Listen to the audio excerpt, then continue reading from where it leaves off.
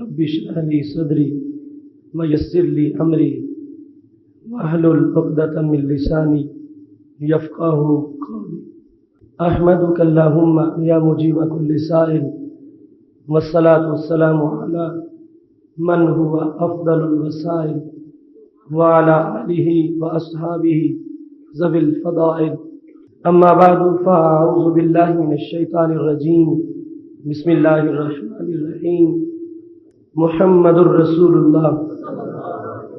صدق الله العظيم وصدق رسوله النبي الكريم الأمين إن الله وملائكته يصلون على النبي يا أيها الذين آمنوا صلوا عليه وسلموا تسليما الصلاة والسلام عليك يا سيدي يا رسول الله وعلى آلك وأصحابك يا حبيب الله مولاي صل وسلم دائما أبدا على حبيبك خير الخلق كلهم منزه عن شريك في محاسنه فجوهر الحسن فيه غير منقسم يا أكرم الخلق مالي من ألوذ به سواك عند حلول الحادث العممي رب صل وسلم دائما أبدا على حبيبك خير الخلق كلهم اللہ تبارک و تعالی جل جلالہ وعم نوالہ واتم برہانہ وعظم شانہ کی حمد و ثنا اور حضور پر نور شافع یوم النشور نبی محتشم رسول معظم فخر آدم و بنی آدم ساقی کوثر شافع محشر احمد مجتبی جناب محمد مصطفیٰ صلی اللہ علیہ وآلہ وصحابہ وبارک وسلم کے دربار گہر بار میں ہدیہ درود و سلام عرض کرنے کے بعد رب ذوالجلال کے بے پایہ فضل اور توفیق سے ہمارا علم غیب شریف سے متعلق موضوع آج 17ویں قسط تک پہنچ گیا ہے۔ میری دعا ہے رب ذوالجلال ہماری اس کوشش کو اپنے دربار میں قبول فرمائے۔ خالق کائنات جل جلالہ ہم سب کو قرآن و سنت کا فہم عطا فرمائے اور قرآن و سنت کے بلاغ و تبلیغ اور اس پر عمل کی توفیق عطا فرمائے۔ محتشم سامعین حضرات، خالق کائنات جل جلالہ نے رسول اکرم نور مجسم شفیع معظم صلی اللہ علیہ وسلم کو علم غیب کے خزانے عطا فرمائے ہیں۔ ان کی مزید ایک جھلک آج آپ کے سامنے پیش کر رہا ہوں۔ سنن ابن ماجہ میں اور دیگر سیاستہ کی کتب میں یہ حدیث موجود ہے کہ جس وقت حضرت جابر بن عبداللہ رضی اللہ تعالی عنہ کے والد گرامی حضرت عبداللہ بن عمر بن حزام رضی اللہ تعالی عنہ احد میں شہید ہو گئے، صورتحال یہ تھی کہ حضرت جابر رضی اللہ تعالی عنہ کے والد گرامی ان پر کافی قرض چھوڑ کے دنیا سے گئے، بہنوں کی دیگر ضروریات اور بہت سے اخراجات کی بھی مشقت ان کے سامنے تھی اور والد گرامی کی جدائی کا غم بھی تھا۔ ایسی صورتحال میں رسول اکرم صلی اللہ علیہ وسلم نے جب ان کو دیکھا تو فرمایا یا جابر مالی اراکا منکسرن، اے جابر تجھے کیا ہے؟ میں تجھے بڑا پریشان دیکھ رہا ہوں۔ رسول اکرم صلی اللہ علیہ وسلم کا یہ تقیہ کلام تھا کہ وہ اپنی طرف سے پریشانی کا اظہار کریں کہ جس کے اظہار سے پہلے اس کا جواب نبی علیہ السلام کے ذہن میں موجود تھا۔ فرمایا جب خود بول کے یہ کہیں گے کہ یہ پریشانی ہے تو جواب میں اس پریشانی کا حل میں بتاؤں گا تو ان کی طبیعت اچھی طرح مطمئن ہو جائے گی۔ کہنے لگے یا رسول اللہ صلی اللہ علیہ وسلم ابا جی شہید ہو گئے اور کافی قرض چھوڑ گئے اور ہمشیرگان کا بوجھ بھی میرے اوپر ہے، تو میرے نبی علیہ الصلوۃ والسلام نے فرمایا افلا ابشرک ما لقی اللہ بہ اباک، اے جابر میں تجھے یہ نہ بتاؤں کہ اللہ کی اور تیرے باپ کی ملاقات کیسی ہوئی ہے جس کی وجہ سے تمہاری پریشانی ختم ہو جائے گی۔ افلا ابشرک، میں تمہیں بشارت نہ دوں کہ رب ذوالجلال جب تیرے والد محترم سے اللہ نے ملاقات کی ہے وہ شہادت کے بعد جب اللہ کے دربار میں پہنچے ہیں تو جس انداز میں ملاقات ہوئی ہے میں وہ تجھے بتاؤں؟ حضرت جابر رضی اللہ تعالیٰ عنہ نے کہا بلا، کیوں نہیں یا رسول اللہ صلی اللہ علیہ وسلم، آپ مجھے ضرور بتائیں کہ میرے والد کی میرے رب کے ساتھ ملاقات کیسے ہوئی؟ تو رسول اکرم صلی اللہ علیہ وسلم نے فرمایا ما کلم اللہ احدا الا من وراء الحجاب وکلم اباک کفاحا۔ اے جابر، تیرے باپ کی نرالی شان ہے، آج تک رب ذوالجلال نے جتنے شہیدوں کو بھی اپنی ملاقات کے لیے بلایا ہے ان میں سے کوئی بھی ایسا نہیں کہ جس سے رب کائنات نے بالمشافہ آمنے سامنے گفتگو کی ہو، الا من وراء الحجاب۔ جتنے شہداء کو بھی رب ذوالجلال نے اپنے کلام کا شرف بخشا ہے پردے کے پیچھے سے گفتگو کی ہے۔ وَكَلَّمَ أَبَاكَ كِفَاحًا، تیرا والد وہ ہے کہ جس سے رب ذوالجلال نے آمنے سامنے گفتگو کی ہے۔ اور پھر بھی تم پریشان ہو کہ رب ذوالجلال نے تمہارے والد محترم کو شہداء کی صف میں کیسی امتیازی شان دی ہے، کتنا بڑا مقام دیا ہے، حالانکہ اسی احد کے میدان میں تو سید الشہداء حضرت حمزہ رضی اللہ تعالی عنہ بھی شہید ہوئے ہیں۔ اور نبی علیہ الصلوۃ والسلام نے حسر کے کلمات سے یہ بیان کیا ہے، یعنی اس بات کو پہلے ماننا پڑے گا کہ جتنے لوگوں کی رب سے ملاقات ہوئی ہے سب کی ملاقات سرکار کے سامنے ہوئی ہے، اور نبی علیہ السلام جانتے ہیں کہ ان سے ملاقات کے وقت درمیان میں حجاب موجود تھا۔ فرمایا جابر، تجھے پریشانی نہیں ہونی چاہیے کہ رب ذوالجلال نے تمہارے والد کو منفرد ملاقات کرائی ہے کہ درمیان میں سے پردہ اٹھا دیا اور خالق کائنات نے کفاحاً آمنے سامنے تیرے والد سے ملاقات کی ہے۔ جہاں تک قرضے کا مسئلہ تھا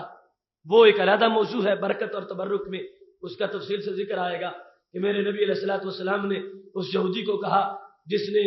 قرض لینا تھا کہ کچھ کمی کر دو، تھوڑا کر دو۔ حضرت جابر کہنے لگے میرے باغ کا پھل جو ہے اس کو دیکھ کے اگر میں سمجھتا ہوں کہ سارے لینے آ گئے تو میں پورا نہیں کر سکوں گا، اگر کچھ معاف کر دیں گے تو پھر ہو سکتا ہے کہ گھر نہ لے جاؤں اور جتنی کھجوریں ہیں ساری قرضے میں دوں تو ہو سکتا ہے بعض معاف ہو جانے پر باقی میں پورا کر دوں۔ نبی علیہ الصلوۃ والسلام نے ان کے کہنے پر قرض خواہوں سے بات کی، بالخصوص جس یہودی کا زیادہ قرض تھا اس نے بات تسلیم نہیں کی، تو میرے نبی علیہ السلام نے فرمایا ٹھیک ہے جابر، جس جس نے لینا ہے سب کو بلا لو، انہی کھجوروں سے قرضہ پورا ہو جائے گا۔ تو رسول اکرم صلی اللہ علیہ وسلم پاس بیٹھے اور فرمایا اب ان کو دیتے جاؤ۔ حضرت جابر رضی اللہ تعالیٰ عنہ کہتے ہیں میرا خیال یہ تھا کہ معاف ہو جائے قرضہ، کچھ باقی رہ جائے، اور یہ جو پیداوار ہے سب یہ قرض خواہوں کو دے دوں، گھر میں ایک کھجور نہ لے جاؤں۔ تو میں سمجھتا تھا کہ میری یہ بڑی کامیابی ہے، لیکن نکلا نتیجہ کیا، سب بوریاں بھر کے لے گئے اور ڈھیر میں ایک کھجور بھی کم نہیں ہوئی تھی، اور وہ ساری کی ساری گھر میں پہنچی تھی۔ تو یہ ان کی پریشانی کا جو دوسرا مسئلہ تھا وہ بھی حل کیا ہے، لیکن علم غیب کے لحاظ سے میرے نبی علیہ الصلوۃ والسلام نے حضرت جابر رضی اللہ تعالی عنہ کو اس ملاقات کا صرف پس منظر اور خبر ہی نہیں دی بلکہ تفصیلات بھی بیان کی۔ فرمایا جب رب نے تیرے باپ سے پوچھا تمنا، اے عبداللہ میں نے تجھ سے بے حجاب ملاقات کی ہے اور آج تجھ سے یہ کہتا ہوں جو مانگنا ہے اس وقت مجھ سے مانگو، اوتے کا میں تجھے عطا کروں گا۔ تمنا اوتے کا، رسول اکرم نور مجسم شفیع معظم صلی اللہ علیہ وسلم کی نسبت کا یہ فیض ہے کہ ایک غلام کو بھی اتنا مقام ناز ملا ہے کہ رب ذوالجلال فرماتا ہے تمنا جو چاہو، امر کا صیغہ ہے، تمنا اوتے کا، تم تمنا کرو میں تجھے عطا کروں گا۔ اور حضرت کعب احبار کا یہ جملہ ہے ابن کثیر میں، فرمایا کسی امت کے کسی امتی کو اللہ نے یہ شان نہیں دی جو شان اس ساری امت کو دی۔ پہلے صرف پیغمبروں کو رب کہتا تھا ادعونی استجب لکم، نبیو تم دعا مانگو میں قبول کروں گا، اور ہمارے قرآن میں کیا آیا وقال ربکم ادعونی استجب لکم، نبی ساری امت کو کہہ دو تم صدقے دل سے مانگو، رب پیشکش کر رہا ہے، تم مانگو میں عطا کر دوں گا۔ تو اب وہ انداز تمنا اوتے کا یہ خاص کوٹا تھا حضرت جابر کے والد محترم کے لیے حضرت عبداللہ بن عمر بن حزام رضی اللہ تعالیٰ عنہ احد میں شہادت پانے والے، یہ منفرد شہید، اور میں جو مانگو میں دوں گا۔ انہوں نے عجیب مانگا، کہنے لگے تحیینی فاقاتل فیک ثانیہ اقتل فیک ثانیہ، میں یہ چاہتا ہوں کہ اے اللہ مجھے پھر زندگی دے کے دنیا میں بھیج تاکہ دوبارہ تیرے لیے شہید ہو جاؤں، مجھے پھر زندگی دے۔ اب اس زندگی سے مراد یہ دنیا کی زندگی تھی، ویسے تو زندہ تھے، حیات تھی شہید کی، اور گفتگو بھی کر رہے تھے، مطلب یہ تھا کہ میں پھر جاؤں دنیا میں اور دوبارہ جتنی لذت تیرے نام پہ مرنے میں مجھے آئی ہے، یہ سب سے بڑی میری چاہت ہے، یہ چاہت مجھے دوبارہ چاہیے۔ تو رب ذوالجلال نے فرمایا میں نے جو تجھے کہا تمنا اوتے کا، تو وہ دائرہ تھا جو قضاء میں مداخلت کے علاوہ ہے۔ قد سبق القول منی، یہ فیصلہ تو میری تقدیر نے ازل سے کر دیا ہے کہ جو ایک بار آئے گا پھر اس کو واپس نہیں بھیجیں گے، ہم نے تجھے بلا لیا ہے اب واپس نہیں بھیجیں گے، لیکن اس کے سوا جو چاہو گے، جنت کے درجات چاہو گے یا اپنے بیٹوں کے لیے پیچھے، اور جس طرح کے تمہارے سوالات ہوں گے میں تم کو عطا کر دوں گا۔ میرے نبی علیہ الصلوۃ والسلام کے کان وہ کان ہیں، ملاقات ہو رہی ہے اللہ کی اور حضرت جابر کے والد حضرت عبداللہ کی، میرے نبی علیہ الصلوۃ والسلام کے کانوں نے سنا بھی ہے اور حضرت جابر کو بتا کر ان کا غم دور بھی فرمایا ہے۔ اب اس حدیث سے یہ اسلوب بھی دیکھو کہ جو رب ذوالجلال حضرت عبداللہ کی ملاقات کے مندرجات کو جانتے ہو، وہ یہ نہ جانے کہ جابر کیوں غمگین بیٹھے ہیں، پتا بھی ہو کہ ان کے والد کا وصال ہو گیا ہے اور یہ صورتحال ہے، تو یہ تقیہ کلام تھا کہ جابر خود جب اظہار کر رہے بیٹھے کہ یہ میری غم کی وجہ ہے، اور اس کے بعد اس وقت میں اس کا جواب دوں گا تو پھر اچھے طریقے سے ان کا ذہن مطمئن ہو جائے گا۔ رسول اکرم نور مجسم شفیع معظم صلی اللہ علیہ وسلم ایک دن صحابہ کے سامنے گھر سے باہر تشریف لا، صحیح میں حدیث شریف ہے، اور یہ ان لوگوں کی عجیب قسمت تھی کہ جن کو یہ شرف ملا تھا کہ انہیں نبی علیہ السلام کی مختلف ادائیں دیکھنے کا براہ راست اللہ نے موقع عطا فرمایا تھا۔ دوسرے لوگ گھر سے باہر نکلتے ہیں، کوئی دکان کا مسئلہ، کوئی پڑوسیوں کا معاملہ، کوئی اولاد کا مسئلہ، لیکن یہ جو کہ پوری کائنات میں اللہ کے نائب اعظم ہیں، تو کبھی گھر سے باہر نکلتے ہیں تو عرش کا کوئی فیصلہ سناتے ہیں، اور کبھی نکلتے ہیں تو جنت کا کوئی مسئلہ بتاتے ہیں، جنت کے بعد کے حالات، کبھی قبروں کے اندر جو چلے گئے ان کے معاملات، کبھی انسانوں کے حلال و حرام کے مسئلے۔ آج جب باہر آئے تو بڑا عجیب انداز تھا۔ میرے نبی علیہ الصلوۃ والسلام کے ہاتھ میں 2 کتابیں تھیں، دونوں ہاتھوں میں ایک ایک کتاب، حالانکہ اس وقت کتابوں کا تو رواج ہی نہیں تھا، قرآن مجید کی تدوین کا معاملہ بعد میں تھا، مجلد شکل میں 2 کتابیں، دونوں ہاتھوں میں ایک ایک۔ صحابہ کے مجمع میں فرمایا اتدرون ما ھذان الکتابان، اتدرون کیا تم جانتے ہو، ما ھذان یہ کیا ہے، الکتابان یہ دونوں کتابیں، ان کا پتہ ہے تم کو ان کتابوں میں ھذان الکتاب کے اندر کیا کچھ ہے؟ تو صحابہ کرام نے کہا یا رسول اللہ صلی اللہ علیہ وسلم اللہ الا ان تخبرنا، ہمیں کوئی پتہ نہیں کہ ان کتابوں میں کیا ہے، ہاں آپ بتا دیں گے ہمیں بھی پتہ چل جائے گا، الا ان تخبرنا۔ تو اس سے شوق بھی ظاہر کر دیا صحابہ کرام علیہم رضوان نے کہ ہمیں پتہ تو نہیں ہے کہ ان کتابوں میں کیا ہے، کیونکہ پہلی بار ہم نے یہ دیکھی ہے۔ ان کتابوں میں اب صحابہ میں سے نہ کوئی لکھنے میں شریک تھا، یہ کوئی کاتب وحی ہو، نہ کوئی جلد کرنے میں شریک تھا، اتنی بڑی بڑی کتابیں، اور جو کچھ ان کے اندر ہے آپ کو پتا چلے گا تو پھر پتا چلے گا کہ وہ کتنی بڑی بڑی تھی۔ صحابہ نے کہا لا، ہم نہیں جانتے، الا ان تخبرنا، اس بات کو ہم میں سے کوئی نہیں جانتا، نہ کوئی کاتب وحی اور نہ کوئی یار غار اور نہ کوئی رفیق نبوت، ہم سب بے خبر ہیں کہ ان کتابوں میں کیا ہے، کیونکہ پہلی بار تقریب رونمائی تھی کتابوں کی، سرکار گھر سے باہر آئے، کتابیں پاس ہیں، صحابہ کا مجمع ہے، تدرون کیا تم جانتے ہو؟ کہنے لگے ہم نہیں جانتے، محبوب آپ بیان فرما دیں تو ہمیں پتہ چل جائے گا کہ ان کتابوں میں کیا کچھ ہے۔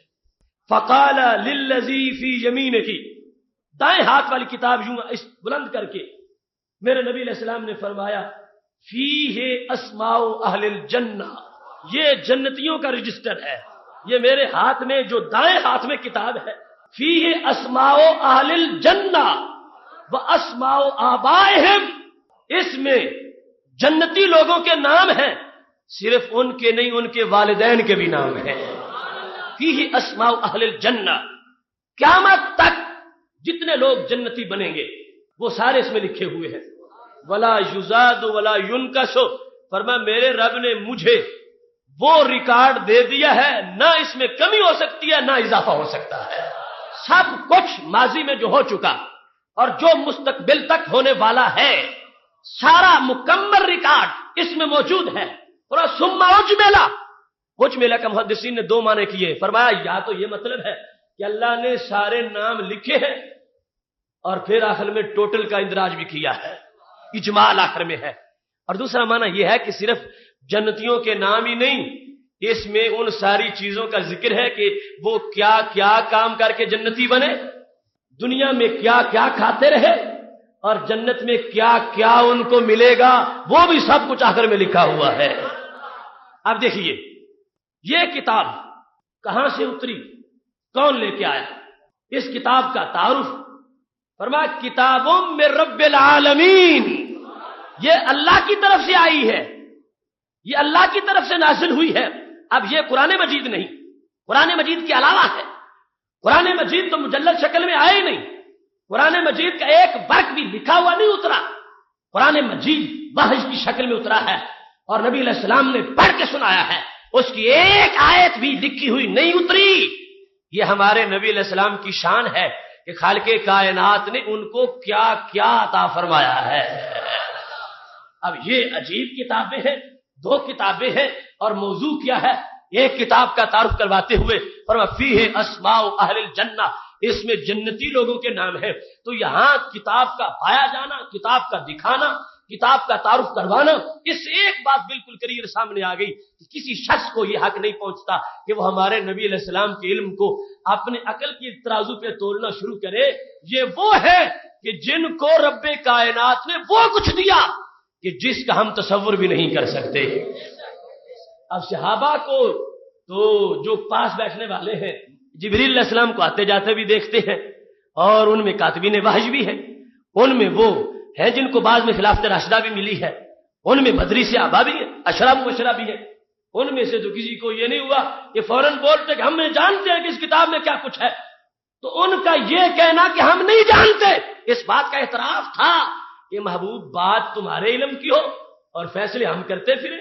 یہ کیسے ممکن ہے، یہ شان تمہاری ہے، کتابیں بھی تمہاری ہیں، علم بھی تمہارا ہے، تم بتاؤ گے تو ہمیں پتہ چل جائے گا۔ آج کا بدھ امتی جو آج بیٹھ کے سرکار کے علم کو تولنا شروع کر دے، وہ اپنے آپ کو سمجھتا کیا ہے؟ جب صحابہ کرام علیہم رضوان سرکار کے علم کا ایک شعبہ، ابھی ایک دفتر سامنے تھا، اس کے بارے میں انہوں نے اپنی بے خبری اور نہ جاننے کا اعتراف کرتے ہوئے کہا ہمیں کوئی پتہ نہیں، آپ بتائیں محبوب، آپ جانتے ہیں۔ جب صحابہ کرام علیہم رضوان کے وسیع معارف کی حدود میں سرکار کے علم کا ایک شعبہ بھی نہیں آ سکتا، تو آج جیسے کنزیں لوگوں کے احاطہ خیال کے اندر میرے نبی علیہ السلام کا سارا علم کیسے سما سکتا ہے؟ ادب ہے دربار رسالت کا، اور یہ ترک ہے علم کے۔ اب یہ کتابیں بالکل منفرد کتابیں ہیں، یہ قرآن مجید نہیں، یہ تورات نہیں، یہ زبور نہیں، یہ انجیل نہیں، یہ سرکار کا اپنا حصہ ہے، اللہ نے عطا فرمایا ہے، اور یہ واضح کر دیا کہ یہ رب العالمین کی طرف سے یہ کتاب آئی ہے۔ اور علم کتنا ہے، اگر اس پہ بات کریں تو گھنٹوں اس بات پہ گزر جائے کہ جب فرمایا فیہ اسماء اہل الجنہ، اس میں سارے جنتی لوگوں کے نام لکھے ہوئے ہیں۔ کسی ایک شخص نے جو کل جنتی بننا ہے قیامت کے بعد، اس کا کتنا علم ہے کہ جس کی نگاہ کل کے فیصلوں پر ہے، کل سے مراد وہ قیامت، تو کیا علم ہے میرے نبی علیہ السلام کا کہ صرف اپنے پاس بیٹھے ہوئے صحابہ ہی کے جنتی ہونے کو نہیں جانتے، وہ تو حضرت آدم علیہ السلام سے لے کر حضرت عیسیٰ علیہ السلام تک جتنی امتیں آئی ہیں، ان میں سے ہر شخص کا جو کردار جنت کے لحاظ سے ہے، اور ان میں سے جو جنتی ہے اس کو بھی جانتے ہیں، اور جو قیامت تک بننے والا ہے اس کو بھی جانتے ہیں۔ کتنی لذت ہے، یقیناً اور ہمیں امید ہے اللہ کے فضل سے شاید اور بالیقین محبوب علیہ السلام کی یہ نگاہ ہمارے ناموں پہ بھی پڑی ہوگی. فیہ اسماء اہل الجنہ، اس میں جنتیوں کے نام ہیں. واسماء آبائہم، اور ان کے والدین کے بھی نام ہیں. اب والدین عام ہے، خود جہنمی ہو یا خود جنتی ہو، لیکن اس رجسٹر میں ان جنتیوں کی وجہ سے رب ذوالجلال نے والدین کا نام بھی لکھا ہے. والدین کے ساتھ جو بندے کی ایک پہچان ہے، یہ بھی ہماری امت کی شان ہے. آج یورپ میں مائیں اپنے بچوں کے والد بتا ہی نہیں سکتی، اور یہاں پر اس انداز میں فخر سے ساری باتوں کو واضح کیا جاتا ہے. تو میرے نبی علیہ الصلوۃ والسلام کے علم کی وسعت کا تصور کوئی کیسے کر سکتا ہے؟ ہر دور کے اندر جب کوئی نمازی نماز پڑھ رہا تھا، جب کوئی پرہیزگار نیکی کر رہا تھا، اس کی نیکی پر جو نتیجہ مرتب ہونے والا ہے کل روز محشر، میرے نبی علیہ السلام کو وہ رزلٹ اللہ تعالیٰ نے پہلے ہی دکھا دیا ہے. اب یہ صحیح سند کے ساتھ ثابت ہے، یعنی اس کے جو چین آف اتھارٹیز ہے رجال اس سند کے بالکل معتبر ہے، اور نبی علیہ السلام کا یہ فرمان 20 کتابوں میں موجود ہے. اب جو لوگ کہتے تھے کہ نبوت کا یہی کام ہے کہ نماز کے مسئلے بیان کر دیں، روزے کے مسئلے بیان کر دیں، حقوق العباد بیان کر دیں، حقوق اللہ بیان کر دیں، نبوت کا یہ کام ہے، غیب کی خبریں دینا یہ نبوت کا کام ہی نہیں ہے. ان ان پڑھ لوگوں کو سوچنا چاہیے اللہ سرکار کو کیوں گزٹ دے رہا تھا. وہ گزٹ جو روز محشر کے امتحان پر مرتب ہوگا، اللہ نے وہ گزٹ سرکار کو پہلے ہی عطا فرما دیا ہے. صرف اپنے غلاموں کا نہیں، ساری امتوں کا، قیامت تک کے لوگوں کا. رسول اکرم نور مجسم شفیع معظم صلی اللہ علیہ وسلم کو خالق کائنات نے جامع علوم دیے. ابھی یہ نکلے ہیں بہر لے کے، گھر میں جو مطالعہ کیا ہے اس کا انداز کیا ہوگا، جو نظر پڑی. اب یہ بھی نہیں ہے کہ اللہ نے ایسا منفرد کام جو اور کسی نبی کے لیے کیا ہی نہیں، سرکار کے لیے کیا ہے، اور کیا بے مقصد ہو کہ صرف صحابہ کو یہ دکھانا ہے کہ میرے پاس کتابیں ہیں، معاذ اللہ مجھے آتی نہیں ہے. یہ کون امتی ہو سکتا ہے کہ جو سرکار کے بارے میں یہ کہہ سکے کتابیں تو رب نے دے دی تھی مگر یہ پڑھ نہیں سکے یا پڑھ کے یاد نہیں کر سکے. سارے زمانے کی عقلیں ان کے پسینے کے چھینٹے سے بنتی ہیں. جب ساری کتاب دے دی گئی ہے، پڑھنے کا سلیقہ بھی دیا ہے، اور حافظہ وہ ہے جو کبھی بھولتا ہی نہیں ہے.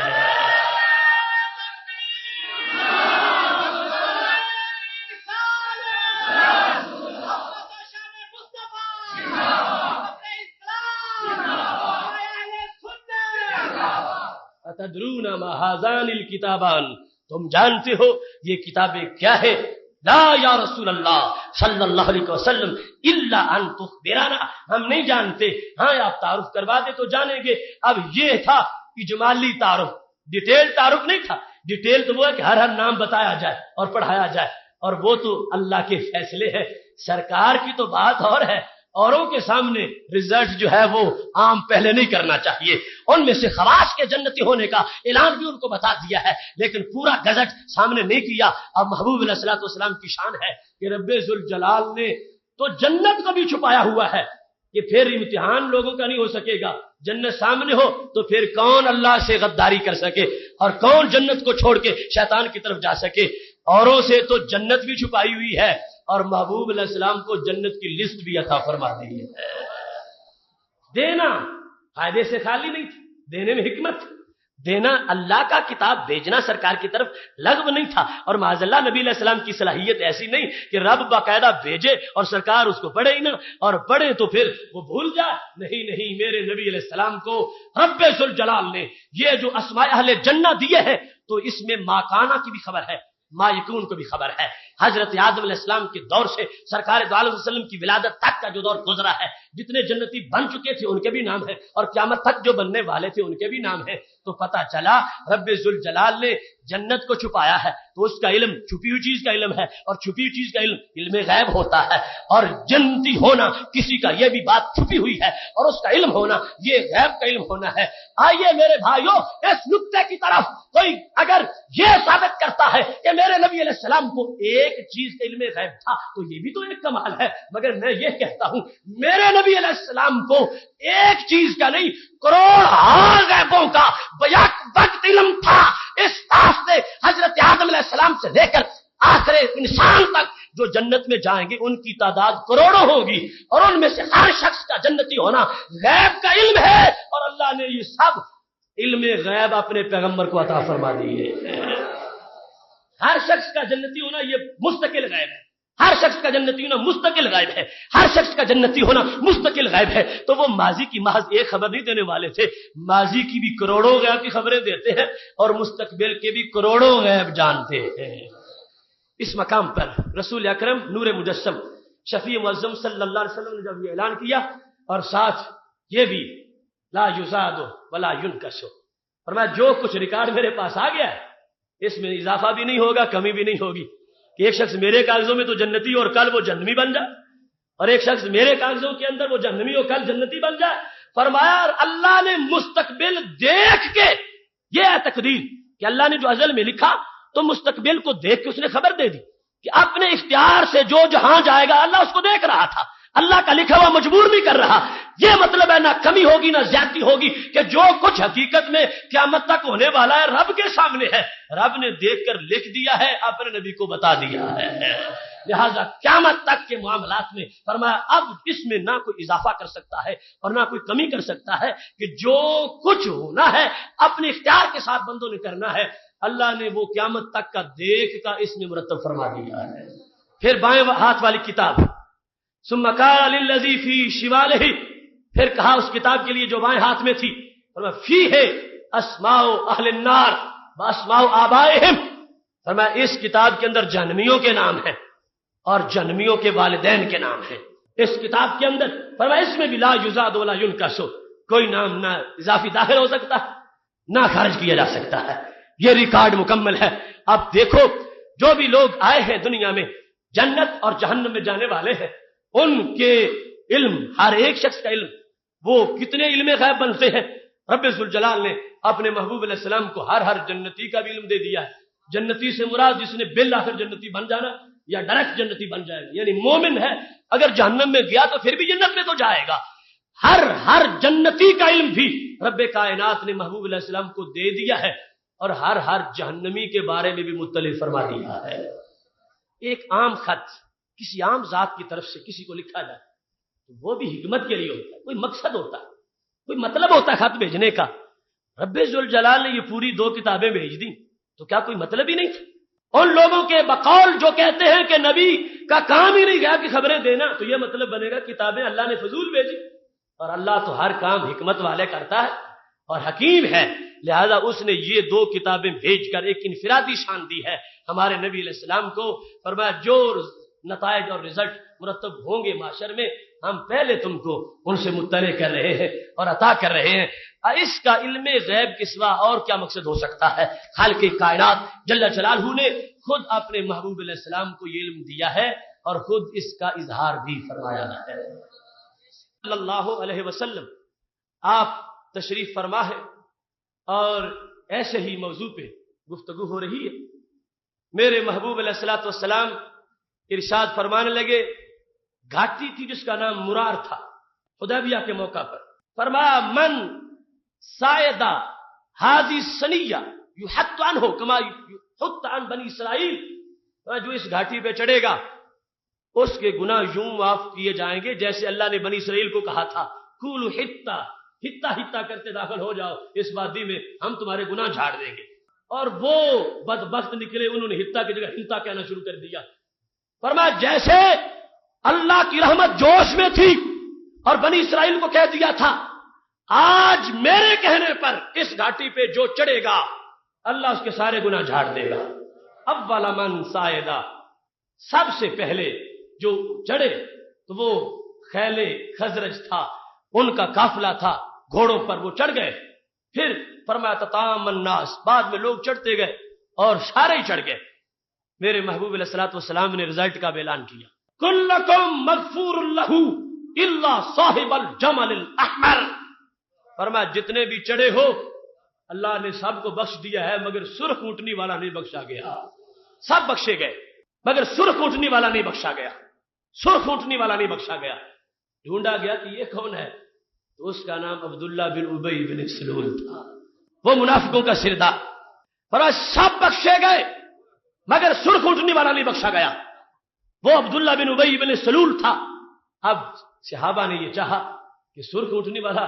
اگر اس رحمت سے آج محروم ہو رہا ہے تو ہم سارے بخشے جائیں, سب کے گناہ جھڑ جائیں اور اس کے رہ جائیں, آخر ہمارے ساتھ کچھ قدم اس نے بھی اٹھائے, اس کو بھی سرکار کے پاس لے چلتے ہیں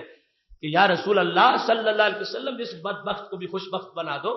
پکڑ کو رحمت کے سمندر میں اس کو بھی غوطہ لگواؤ. اب آگے پتہ نہیں سرکار نے اس کو قبول کرنا تھا یا نہیں کرنا تھا, مگر وہ بدبخت کتنا بدبخت نکلا. صحابہ نے کہا تعال یستغفر لک رسول اللہ صلی اللہ علیہ وسلم,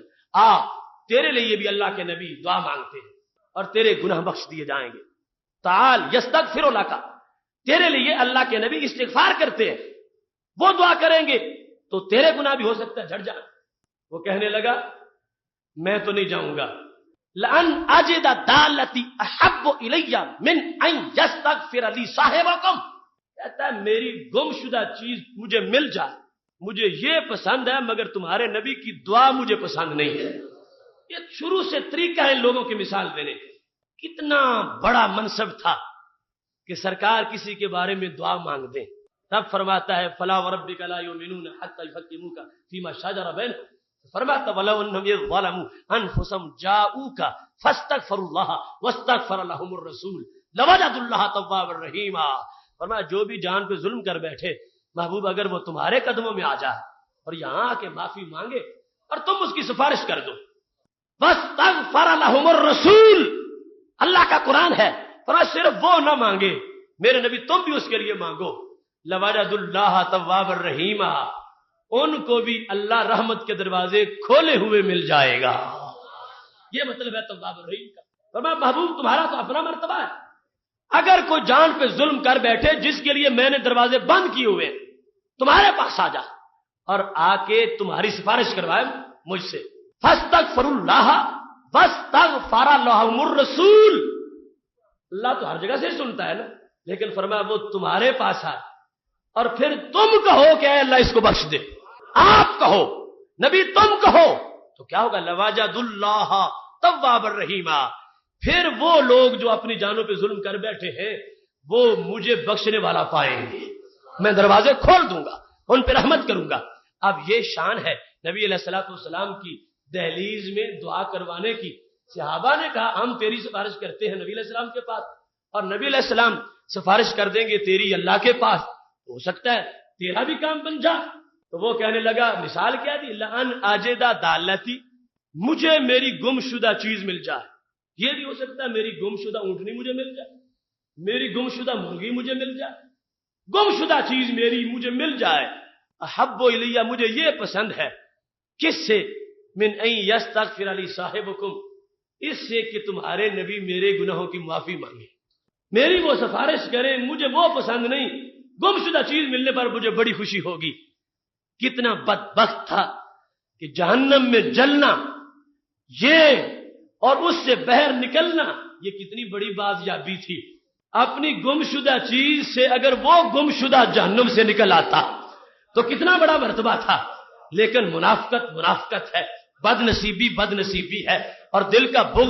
بغض ہے. اس کو سرکار کا کھلا دروازہ بھی بند نظر آ رہا ہے, سرکار دیتے ہوئے بھی اس کو بالکل یا نہ دیتے ہوئے نظر آ رہے ہیں. کہتا ہے مجھے گم شدہ چیز مل جائے, مجھے یہ تو پسند ہے, مگر مجھے تمہارے نبی کی دعا کی کوئی ضرورت نہیں.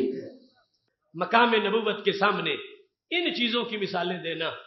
جس طرح آج لوگ کہنے لگے نماز میں ان کا خیال آ جائے تو گائے گدھے کے خیال سے برا ہے. وہ گم شدہ اونٹنی کی بات کر رہا تھا, یہ گائے گدھے کی بات کر رہے. مقام نبوت کو کھینچ کر نیچے لے آنا اور کوشش یہ کرنا, یہ شروع سے یہ وتیرہ ہے ان بدبخت لوگوں کا. اتنا بڑا انعام تھا, صحابہ کہہ رہے تھے آ جاؤ تجھے رسول اکرم نور مجسم شفیع معظم صلی اللہ علیہ وسلم تمہارے لیے دعا کرتے ہیں اور تمہارا کام بن جائے گا. لیکن وہ اکڑ گیا اور پیچھے ہٹ گیا اور کہتا ہے کہ مجھے اس چیز کی ضرورت نہیں ہے. میرے محبوب علیہ الصلوۃ والسلام کا علم غیب دیکھو, یہ انعام کا اعلان کیا ہے اور پھر بتا بھی دیا ہے کہ اس کام سے اللہ کے دربار میں فیصلہ کیا مرتب ہوا. فرمایا سارے بخشے گئے ہیں مگر جو صاحب جمل احمر ہے وہ نہیں بخشا گیا. اور اس کے بارے میں محبوب علیہ الصلوۃ والسلام نے جو رب کے دربار کے حتمی فیصلے تھے اپنی امت کو مطلع فرما دیا ہے. پھر دیکھیے رسول اکرم نور مجسم شفیع معظم صلی اللہ علیہ وسلم نے ارشاد فرمایا ہے، اور یہ بھی صحیح میں موجود ہے کہ میرے نبی علیہ الصلوۃ والسلام فرمانے لگے، اوردت علیہ امتی،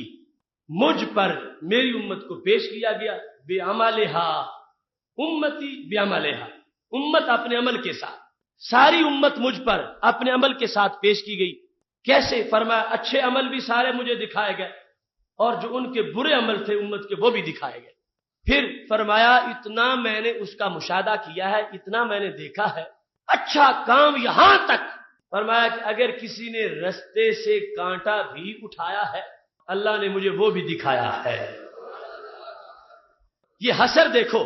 اچھے کام فرمایا امت کے سارے میرے سامنے، اور اس عقیدے میں دیکھو لذت کتنی ہے۔ آج کا نمازی اگر یہ تصور کرتا ہے کہ میری یہ نماز بھی میرے سرکار کے دربار میں پیش ہوئی ہے اور ہو رہی ہے، تو اس میں ایک اور چاشنی ہے، اللہ کی بارگاہ کی حاضری، اور وہ لذت تو طے شدہ ایک حقیقت ہے۔ فرمایا ہر کام، اگر کسی نے کوئی کتاب لکھی، کسی نے کوئی کار خیر کیا، کسی نے کوئی سماجی خدمت کی، کسی نے حج کیا، کسی نے جہاد کیا، کسی نے پڑوسیوں کے ساتھ اچھا سلوک کیا، قیامت تک جو نیکی کسی شخص سے صادر ہوگی وہ بندہ ابھی پیدا نہیں ہوا، اللہ نے مجھے وہ بھی دکھایا ہے، اس کی نیکی بھی دکھائی ہے۔ حسنہا وسیئہا، اچھا اور برا، ہر قسم کے کام مجھے دکھا دیے گئے ہیں، سارے میرے سامنے ہیں۔ اب یہاں بھی دکھایا اللہ کی طرف سے گیا ہے، اور یہ بھی اللہ حکیم ہے، حکمت ہے۔ تو خالق کائنات نے آ کر یہ کیوں دکھایا؟ کیا اس میں حکمت تھی؟ رب ذوالجلال رسول اکرم نور مجسم شفیع معظم صلی اللہ علیہ وسلم کو اگر اس نے محض نماز کے مسائل بیان کرنے کے لیے بھیجا تھا تو یہ دکھانے کا اس کا براہ راست تو کوئی تعلق نہیں بنتا۔ میرے نبی علیہ السلام نے فرمایا میری امت کو یہ شوق ہونا چاہیے کہ ہمارے کام اس لائق ہوں کہ سرکار دیکھے تو خوش ہو جائے۔ میرے محبوب علیہ الصلوۃ والسلام نے امت کو شوق بھی دیا ہے، اور امت کو یہ بھی کہا ہے کہ میرا دین قیامت تک رہے گا۔ تو یہ نہ سمجھنا کہ کہو کہ باقی امتوں کے نبی تو پاس ہوتے تھے، وہ ان کے ساتھ مل کے نمازیں پڑھتے تھے اور مل کے رہتے تھے، اور ہم آج اس سعادت سے محروم ہو گئے۔ فرمایا تم نمازیں صدیوں بعد پڑھو گے، میں نے تمہارے پیدا ہونے سے پہلے دیکھ لی ہے، تمہیں دیکھا ہے ہر عمل کو کہاں تک؟ فرمایا حتی الاذى، معمولی سا کانٹا اگر کہ راستے سے اٹھا کے دور پھینکتا ہے اس لیے کہ کسی کو تکلیف نہ ہو، فرمایا یہ عمل بھی اس کا مجھ سے چھپا ہوا نہیں، اللہ تعالیٰ نے یہ بھی مجھے دکھایا ہے۔ دوسرے نمبر پر فرمایا جو کوئی میرا امتی برائی کرے گا وہ بھی قیامت تک جتنے تھے سب میرے سامنے مجھے اللہ نے دکھائی ہے۔ اور یہاں بیان کرتے کرتے فرمایا یہاں تک بھی میں نے دیکھا ہے، یہ آخری حد ہے، یہاں تک بھی میں نے دیکھا۔ فرمایا اگر کوئی فاسق و فاجر ہے، بدکار ہے، چور ہے، ڈاکو ہے، لٹیرا ہے، وہ حقوق اللہ کا غاصب ہے یا حقوق العباد کا غاصب ہے، وہ لوگوں کے اجتماعی معاملات کا مجرم ہے یا انفرادی طور پر وہ ایک بدکاری کرنے والا ہے، میرے نبی علیہ السلام فرماتے ہیں سب کچھ میں جانتا ہوں، میرے سامنے رب نے رکھا ہے، یہاں تک میں جانتا ہوں۔ فرمایا اگر کسی شخص نے مسجد میں تھوک دیا اور پھر اس کو صاف نہیں کیا، میں نے یہ بھی دیکھا ہے۔ یہ علم تو نبوت کا ایک باقاعدہ موضوع ہے، اور بالخصوص اس نبوت کا کہ کلمہ تو ہم نے جو پڑھا ہے، تو کیا حضرت موسیٰ علیہ السلام کو جن لوگوں نے دیکھ کے کلمہ پڑھا تھا ہمارا کلمہ کوئی ان سے کم ہے؟ حضرت موسیٰ علیہ السلام کے پاس بیٹھ کر جن لوگوں نے رب کو ایک مانا اور موسیٰ علیہ السلام کو نبی مانا، ہم نے تو موسیٰ علیہ السلام کی آقا کو بھی نبی مانا،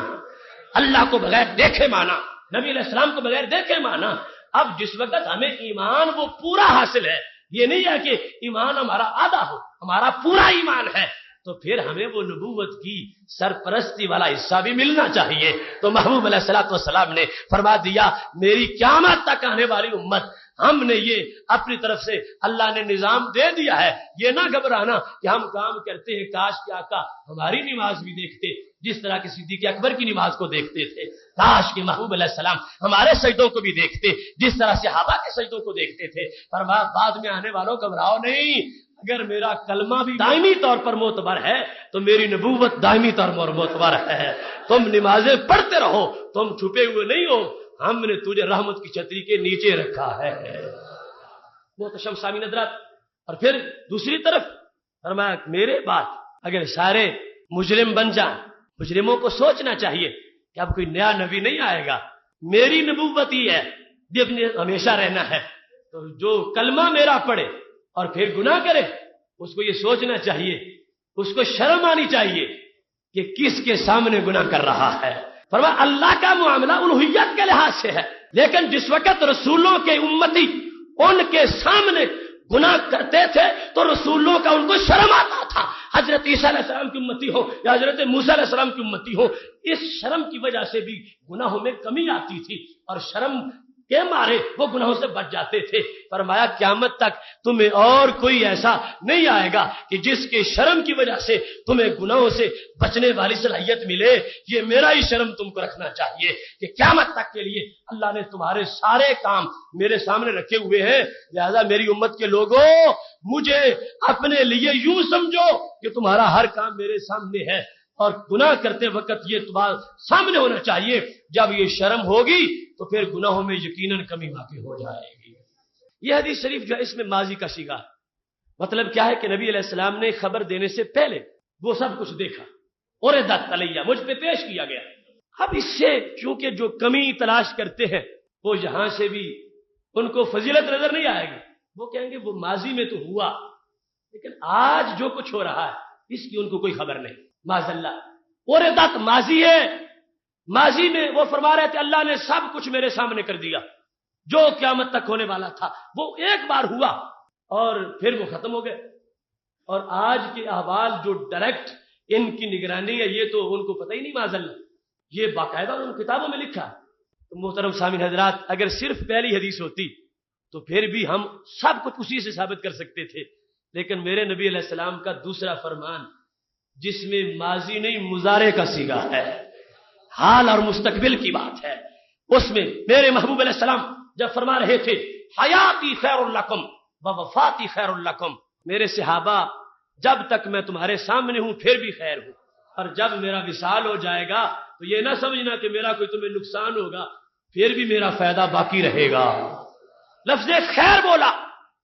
حیاتی خیر لکم و وفاتی خیر لکم، میری حیات بھی تمہارے لیے خیر ہے اور میرا دنیا سے جانا بھی تمہارے لیے خیر ہے۔ کیوں؟ فرمایا ستعرض علی اعمال امتی، مجھ پر سارے امت کے اعمال پیش کیے جاتے رہیں گے مستقبل میں۔ فرمایا جب تک سامنے ہو اس میں تو خیر میں کسی کو شک ہی نہیں۔ صحابہ کتنی خیر پاتے ہیں، جس ایک منٹ میں سرکار کا چہرہ آنکھوں سے دیکھتے ہیں وہ ہمارے لیے کروڑوں صدیوں سے بڑا وقت ہے ہمارے اس ٹائم کے مقابلے میں، ان کے خیر کا تو اندازہ نہیں کیا جا سکتا۔ تو مستقبل کا جو معاملہ تھا، فرمایا جب وصال ہو جائے گا تو پھر بھی خیر ہوں، اس کے بارے میں یہ لفظ بولے تھے جو آج ہمارے اس موضوع کو ثابت کر رہے ہیں۔ فرمایا ما رأیت من خیر حمدت اللہ بعد از وصال، صحابہ جب تک سامنے ہوں پھر تو سامنے ہوں تمہارے، اور بعد از وصال کیا ہوگا؟ فما رأیت من خیر حمدت اللہ، قیامت تک اپنی امت کی جو نیکی بھی دیکھوں گا، نیکی دیکھ کے رب کی حمد کروں گا۔ اب یہ سارا مستقبل کا معاملہ تھا، فرمایا جب تک سامنے ہوں وہ تو سامنے ہوں، اس کے بعد جب وصال ہو جائے گا تو پھر فرمایا پھر بھی میرا فائدہ ہے، پھر بھی میرا فائدہ ہے۔ کیا؟ فرمایا تمہارے کاموں پر جب تعریف میں کروں گا تو میرے پسند پر فرشتے بھی پسند کریں گے اور میری پسند پر میرا رب بھی پسند کرے گا۔ تمہاری نیکیوں پر جو قیامت تک ہوگی جب میری پسند کی مور لگے گی تو فائدہ کیا ہوگا؟ پھر اللہ ریجیکٹ نہیں کرے گا، اللہ مسترد نہیں کرے گا۔ ما رأیت من خیر حمدت اللہ، جو بھی تمہاری نیکی دیکھوں گا میں اس پر اللہ کی حمد کروں گا، اور میرا اس پر حمد کرنا اس کا مقصد یہ ہوگا کہ میں نے پسند کیا ہے، اور جب میں پسند کرتا ہوں تو میں وہ ہوں کہ میری رضا کو خدا پسند کرتا ہے۔ فَلَنُوَلِّيَنَّكَ قِبْلَةً تَرْضَاهَا، فرمایا پسند تم کرو، قبلہ ہم بنائیں گے۔ یہ رب ذوالجلال کا اعلان ہے، سرکار کی پسند اتنی بڑی پسند ہے تو فرمایا یہ پہلو بھی خیر کا دیکھو، یہ نہ ہے دیکھو صحابہ کہ آج تمہارا کام دیکھ کے میں خوش ہوتا ہوں تو ابر کرم برستا ہے، قیامت تک کے غلام جو اچھا کام کریں گے میں دیکھوں گا اور دیکھ کے حمد کروں گا، اللہ تبارک و تعالیٰ پسند فرما لے گا۔ دوسرا پہلو فرمایا ما رأیت من شر استغفر لکم، فرمایا جب میں تمہاری کوئی غلطی دیکھوں گا تو یہ نہیں کہ صرف مجھے غصہ آئے گا، حالانکہ امتی کو تو یہ پہلو سامنے رکھنا چاہیے کہ میں کبھی بھی اپنے محبوب کو اپنی وجہ سے غصے میں نہ لاؤں، مجھے دیکھ کر ان کو غصہ نہ آئے، میرے کام دیکھ کر ان کو خوشی ہو۔ لیکن سرکار کی رحمت، فرمایا ما رأیت من شر، جب میں تمہارا کوئی برا کام دیکھوں گا کیا ہوگا؟ استغفر لکم، فرمایا تمہاری غلطی کی اللہ سے معافی میں مانگوں گا۔ اس سے بڑا فائدہ اور کیا ہو سکتا ہے؟ استغفر لکم، استغفار تمہارے لیے میں کروں گا، گناہ تمہارا ہوگا، سفارش میری ہوگی اور معافی کا انعام رب کی طرف سے ہوگا۔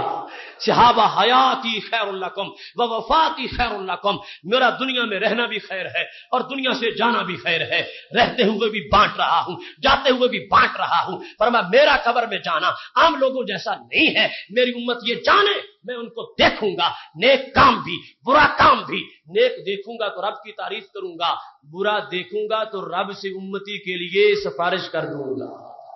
اس میں پتا چلا ہر نیک کام ہر امتی کا ان کے سامنے ہے،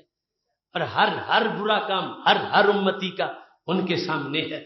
تو دونوں پہلو بڑے لذیذ ہیں۔ ہر نیک کام تو یہ بڑی حوصلہ افزائی ہے کہ میں نے قرآن حفظ کیا تو مجھے خوشی ہونی چاہیے کہ میرے محبوب آج خوش ہو رہے ہیں کہ میرے امتی نے قرآن حفظ کر لیا، میں نے غریب کو کپڑا پہنایا تو مجھے خوشی ہونی چاہیے کہ آج میرے محبوب خوش ہو رہے ہیں کہ ان کی امتی نے امتی کے ساتھ اچھا سلوک کیا۔ یہ انداز بڑا اپنی طرف سے نیکی کے اندر حوصلہ بخشنے والا ہے، اور دوسری طرف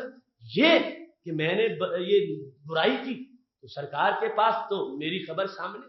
اب آگے مجھے ایسا نہیں کرنا چاہیے، پھر مجھے رک جانا چاہیے۔ سرکار دو عالم صلی اللہ علیہ وسلم مجھ سے ناراض ہو جائیں گے اور مجھ سے بیزار ہو جائیں گے، اور جو سرکار کو بیزار کرتا ہے وہ تو خار ہو جاتا ہے۔ جب یہ ایک انسان کے دل میں ایسی بات آتی ہے تو یہ بھی اس کی بہتری ہے، وہ گناہوں سے بچ جائے گا۔ اس واسطے میرے نبی علیہ السلام نے فرمایا میرا دنیا سے چلے جانا بھی تمہارے لیے خیر ہے کہ میری رحمتیں مسلسل تمہیں قیامت تک ملتی رہیں گی۔ محترم سامعین حضرات، اب یہ فلسفہ آپ کے ذہنوں میں بالکل کلیئر ہو چکا ہوگا کہ علم غیب کا نبوت کے ساتھ تعلق کیا ہے،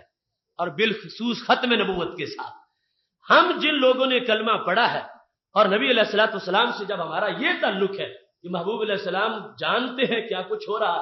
اس میں فائدہ ہے امت کا۔ علم غیب کے اندر باقاعدہ امت کی ایک عظمت ہے، امت کی ایک حیثیت ہے، امت کی ایک رہنمائی ہے، اور یہ بالیقین طے شدہ حقیقت ہے، اس میں سے کوئی کام بھی اللہ کی دی توفیق کے بغیر ممکن ہی نہیں ہے۔ نبی علیہ السلام ایک شخص کی نیکی کو بھی خود نہیں جان سکتے تھے، یہ خالق کائنات جل جلالہ کا ان پر کرم ہے، وہ ہے جو ہم دیکھ ہی نہیں سکتے، ہم اندازہ ہی نہیں لگا سکتے۔ یہ تو 2 کتابوں کا معاملہ تھا، پتہ نہیں رب کائنات نے ان کو کتنی عطا فرمائی ہے۔ یہ تو دکھائی 2 نکل کے باہر ہے صحابہ یہ کیا ہے، اندر جو کچھ اترا اور جو کچھ آیا اور جو کچھ رزق کے بارے میں، جو کچھ امت کے بیٹوں کے بارے میں، جو کچھ عزتوں کے بارے میں، وہ سب کچھ سرکار دو عالم صلی اللہ علیہ وسلم کی اپنی شان ہے، اس میں کوئی دوسرا تصور بھی نہیں کر سکتا۔ یہ محبوب علیہ الصلوۃ والسلام کا انداز ہے، ملتا بھی غیب سے ہے، جاتا بھی غیب کی طرف ہے۔ ایک حدیث میں یہ ہے کہ مجمع عام میں پھر دونوں ہاتھ یوں فضا میں جھاڑے تو دونوں کتابیں فضا میں گم ہو گئی، فضا میں غائب ہو گئی، تو پتہ چلا کہ یہ معاملات ان کی ذات تک محدود ہیں کہ ان کے پاس آتا کہاں سے ہے اور ان کے پاس جاتا کہاں تک ہے۔ خالق کائنات جل جلالہ نے ان کو علم غیب میں بھی منفرد شان عطا فرمائی ہے۔ وآخر دعوانا الحمد للہ رب العالمین۔